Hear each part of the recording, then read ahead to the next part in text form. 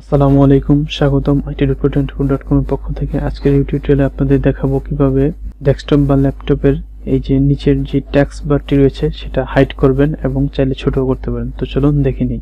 প্রথমে এখানে স্টার্ট মেনুতে ক্লিক করব, তারপর সেটিংসের যে গিয়ার আইকনটি রয়েছে এখানে ক্লিক করব, তারপর পার্সোনালাইজেশনে ক্লিক করব, তারপর ট্যাক্স বারে ক্লিক করব। এখন দেখুন এখান থেকে দেখা যাচ্ছে যে automatically hide the taskbar in your desktop mode.